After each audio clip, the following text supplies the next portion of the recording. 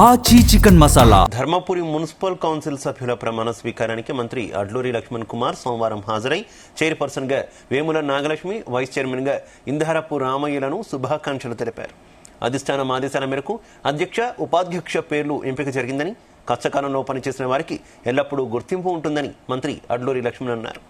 ధర్మపురి ప్రజల తీర్పును ఎల్లవేళలా గౌరవిస్తామని, ప్రజలకు ఇచ్చిన ప్రతి హామీని 100% అమలు అయ్యేలా కృషి చేస్తామన్నారు.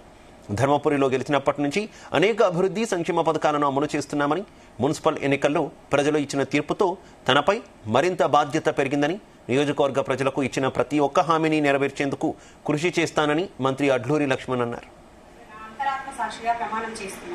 సమగ్రతను కాపాడుతానని, నేను స్వీకరించబోయే కర్తవ్యాన్ని శ్రద్ధాశక్తులతో నిర్వహిస్తానని దైవసాక్షిగా నా అంతరాత్మ సాక్షిగా ప్రమాణం చేయించున్నాను.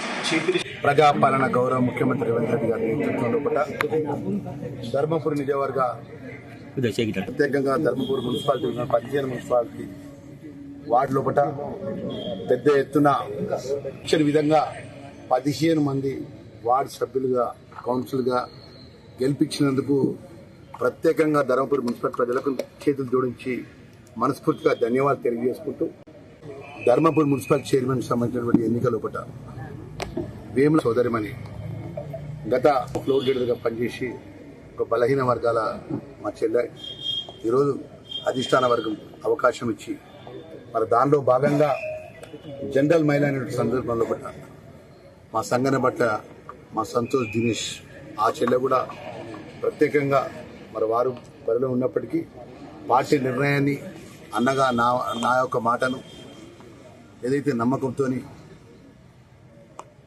2 సంవత్సరాలు నాగలక్ష్మి చెల్లకు, 3 సంవత్సరాలు సంగనమట్లే సంతోష్ దినేష్ గారికి ఇచ్చే విధంగా ఒక ఇంటికి పెద్దగా, కుటుంబ సభ్యుడిగా, ఓడినా గెలిచిన వారి మధ్య ఉన్నటువంటి అన్నగా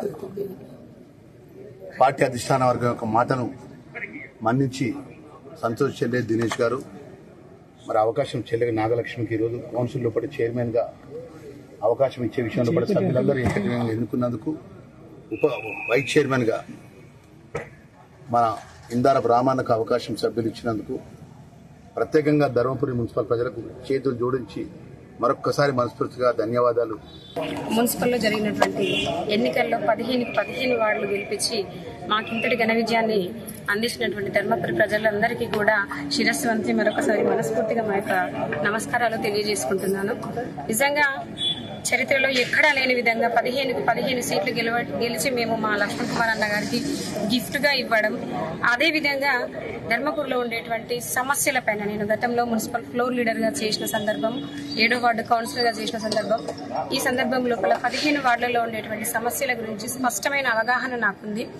దాని మీద మా అందరి కౌన్సిలర్స్ అందరం కూడా, కొత్తగా ఎన్నికైనటువంటి కౌన్సిలర్స్ అందరం కూడా సమష్టి కృషి, ఒక టీం వర్క్ గా వెళ్లి ఆయా వార్డులలో ఉండే సమస్యలను తీర్చడం లోపల నా వంతు పాత్ర. ఎందుకంటే ఈ రోజు ధర్మపురి ప్రజలు మమ్మల్ని నమ్మి ఓట్లేసి గెలిపించారు. అన్నగారు చైర్పర్సన్ గా అంత పెద్ద బాధ్యతను నా మీద పెట్టినప్పుడు ఆ బాధ్యతను 100% నా నుంచి అయినంత సాయ శక్తులకు కూడా 100% చేసి నాకు ఈ అవకాశం ఇచ్చినందుకు కృతజ్ఞతగా నిరూపించుకుంటానని చెప్పేసి చెప్పుకుంటున్నాను.